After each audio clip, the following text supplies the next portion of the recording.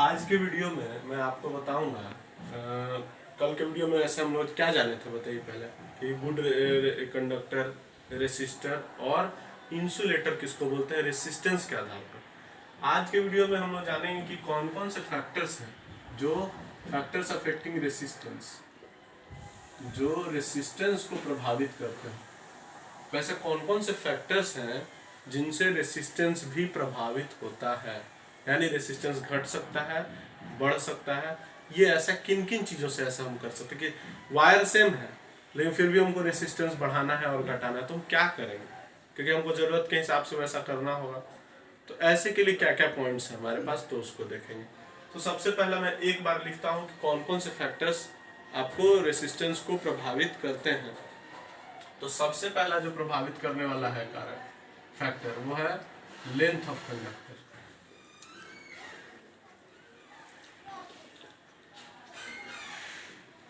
Length of conductor.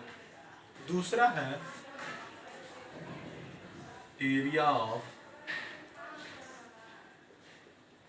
Cross section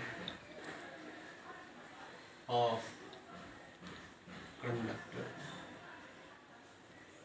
तीसरा है आपको थर्ड जो पॉइंट आएगा वो है nature of material. Nature of material. Nature of material मतलब किस चीज से बना हुआ है वो वायर या कोई भी सब्सटेंस, उसके नेचर पे भी डिपेंड करेगा आपका रेसिस्टेंस। और चौथा होगा टेम्परेचर।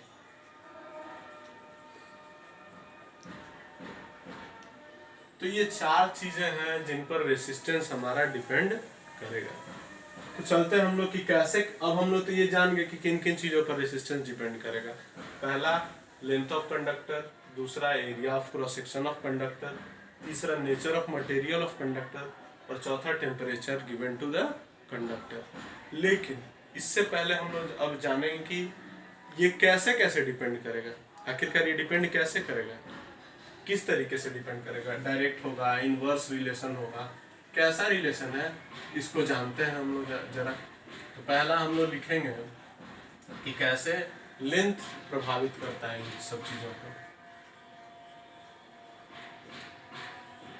ठीक है, पहला है length.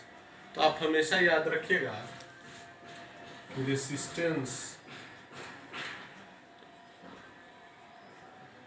Of a conductor is directly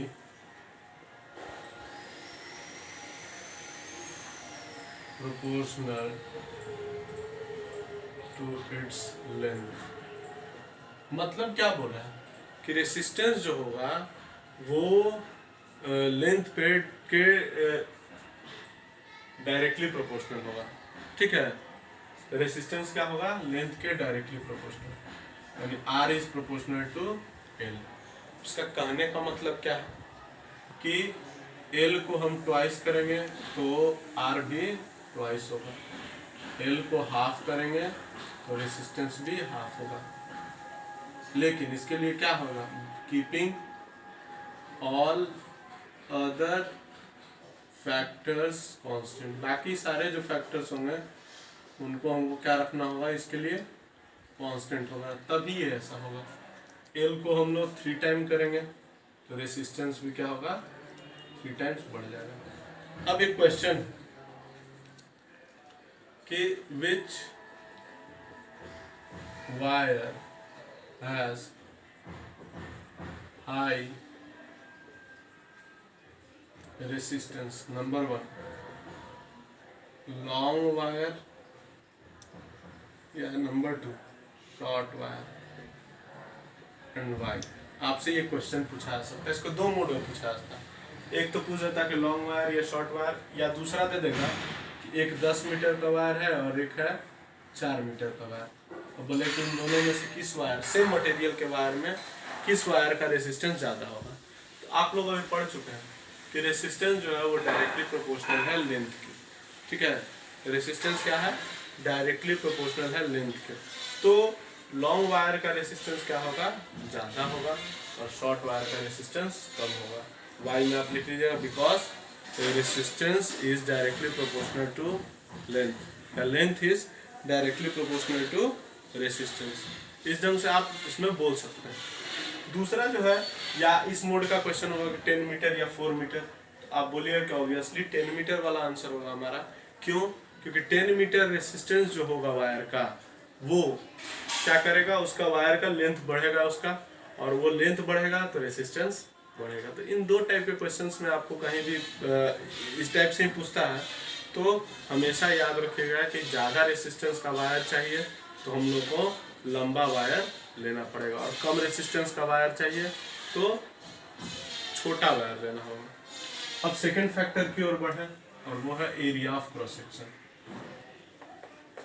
कि एरिया ऑफ क्रॉस सेक्शन कैसे आपको डिपेंड होता है, एरिया ऑफ क्रॉस सेक्शन पे कैसे रेसिस्टेंस डिपेंड करता है, इसको देखते हैं। सेकंड है आपका एरिया ऑफ क्रॉस सेक्शन।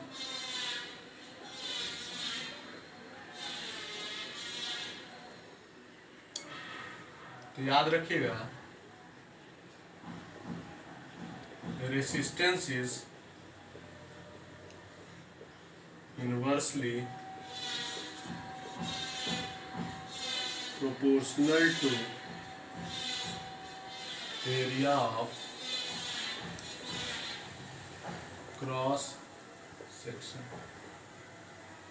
मतलब इन्वर्सली प्रोपोर्शनल है, इन्वर्सली प्रोपोर्शनल मतलब यदि एरिया को दुगना करेंगे तो रेसिस्टेंस क्या हो जाएगा, आधा हो जाएगा। एरिया को आधा करेंगे तो रेसिस्टेंस दुगना हो जाएगा। समझ रहे हैं? यानी कि अब मैं आपसे पूछूं क्वेश्चन कि which wire has more resistance. First thin wire, second thick wire. तो थिक वायर का क्या होगा, एरिया ज़्यादा होगा, मोटा होगा तो एरिया ज़्यादा होगा ना, तो थिक वायर का एरिया ज़्यादा होगा तो रेसिस्टेंस उसका क्या होगा, कम हो जाएगा। ठीक है। और थिन वायर की यदि हम बात करें तो थिन वायर का एरिया कम होगा, इसलिए उसका रेसिस्टेंस ज़्यादा होगा। तो आप लोग ये लिख सकते हैं, वाई पूछेगा तो आप लिख दीजिएगा ना कि थिन वायर। क्यों?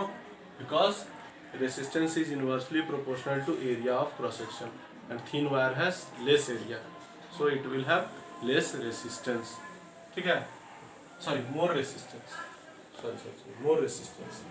और या तो एक क्वेश्चन ये पूछ सकता है, या तो पूछ सकता है कि मान लीजिए एक वायर है जिसका रेडियस 4 मीटर है और एक का रेडियस है 6 मीटर, बोलेगा कि दोनों में से ज़्यादा रेसिस्टेंस किसका होगा।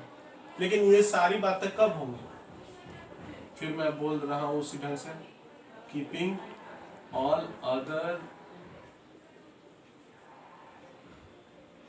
parameters constant। बाकी जो चीज़ें जिन पे डिपेंड करती हैं उन सब चीज़ों को कांस्टेंट रखने के बाद ही ये ऐसा हो पाएगा, उससे पहले नहीं होना। तो इसलिए ये सब चीज़ों को कांस्टेंट रखना पड़ सकता है। अब आपसे पूछें कि लेंथ और एरिया दोनों को मिला करके किस वायर का चुनाव करेंगे, तो सबसे पहला यदि हम लोग लेंथ वाइज कहेंगे तो लॉन्ग वायर, रेसिस्टेंस ज़्यादा चाहिए, और मोर रेसिस्टेंस, तो हम लोग को लेंथ वाइज लॉन्ग वायर चाहिए। एंड एरिया वाइज बताइए आप लोग, थिन वायर, क्योंकि उसका एरिया कम होगा तो रेसिस्टेंस ज़्यादा, रेसिस्टेंस के लिए long wire and thin wire. यानी कि पतला तार और उसी तार को लंबा आप खींच करके ले जाएंगे तो वो ज़्यादा रेसिस्टेंस ऑफर करेगा। ठीक है, पतला तार यानी कि एरिया कम तो रेसिस्टेंस ज़्यादा। तो हमेशा ध्यान रखिएगा कि थिक वायर जो है उसका लो रेसिस्टेंस होता है, थिक वायर का लो रेसिस्टेंस, थिन वायर का हाई रेसिस्टेंस। अब बच गए दो फैक्टर्स, और कौन कौन बच गया, मटेरियल और टेम्परेचर। तो मटेरियल ऑफ कंडक्टर और टेम्परेचर ऑफ कंडक्टर ये भी हम लोग जानेंगे, लेकिन इसके पहले इन दोनों का प्रैक्टिस आप अच्छे से कर लीजिएगा। इसमें एक चीज और ध्यान रखिएगा कि रेडियस के हिसाब से भी होता है। मान लिया कि वायर है तो resistance is proportional to 1/πr², होगा ना, एरिया वायर का πr², सर्किल होता है ना वायर के ऊपर में जैसे, तो πr², यानी कि r is proportional to 1/r², यानी कि रेसिस्टेंस को यदि हम दुगना करेंगे, या सॉरी रेडियस को दुगना करेंगे, तो ये कितना है, तो 2r का स्क्वायर होगा ना, यानी कि 1/4r², यानी पहले से 1/4 हो जाएगा वो, ये नहीं कि 1/2 बोल दीजिएगा, 1/4 होगा। तो याद रखिएगा कि रेसिस्टेंस कैसे लेंथ पर और कैसे एरिया पर डिपेंड करता है।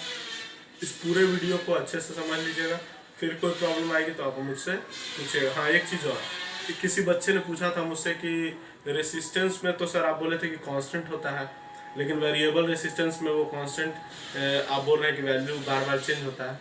तो मैं बता दूं कि वेरिएबल रेसिस्टेंस जो है वो इसी ढंग से सेट किया रहता है, लेंथ वेंथ को चेंज करने का।